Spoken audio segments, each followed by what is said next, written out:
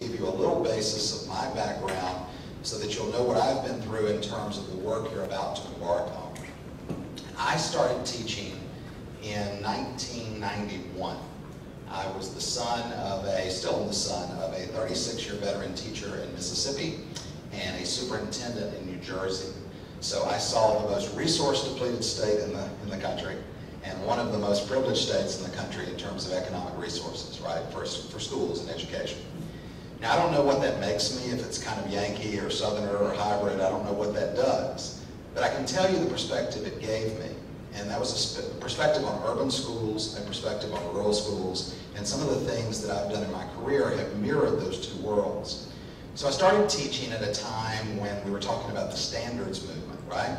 And we would walk into a room and everybody would say, all children can learn. And a lot of people in that time, in the early 90s, would say, it depends. It depends on their community. It depends on their family, their ethnic background, right? That was the environment that I grew up teaching in. Now, around 96, right, we have Bill Clinton and some guy that invented the internet. You remember him, Al Gore? And they came in and they said, we're going to have 4 things. Computers in every classroom. Every classroom is going to be wired. And then we're going to have massive professional development, and we're going to change the culture of schools. Now, they delivered on the computers, and they delivered on the connectivity. Never quite got the PD right? And never really changed the culture. So I was an assistant principal at this time, and I was going through a program called Technology Track for Teachers, which essentially meant that I was raising other world-class solitaire players, right? We didn't know anything about the pedagogy. We just had these red cups. Remember them, and a green cup, and you'd click over if you didn't know how to click your mouse. We were learning in the mid-90s about what all this change meant. So around 2000, I had the opportunity to open a 21st century high school. And I had this superintendent who was gung-ho, and he was hiring this young principal, and he was going to change the world, and then he retired right in the middle of the process.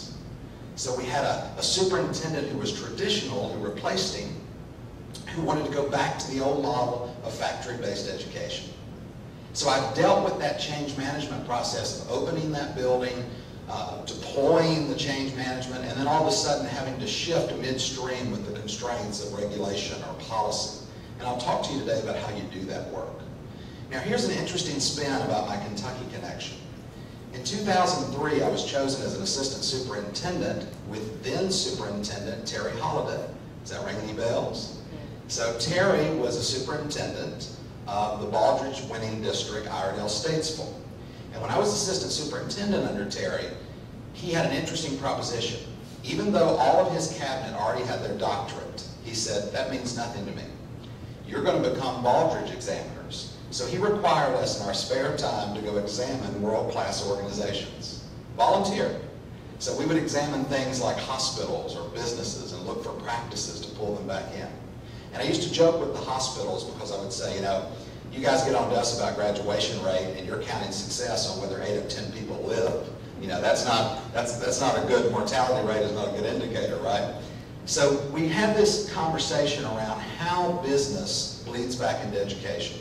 Not just any business, but the processes and the educational part of it. How many of you are familiar in the room with TQM or total quality, right? If you've ever experienced that, you know that that can be done in great ways, ugly ways, bad ways. Well, I went through all of that. I deployed it with teachers. I understand the backdrop of that. So in 2007, because of my work with Terry, it led to one of the more interesting positions in my career.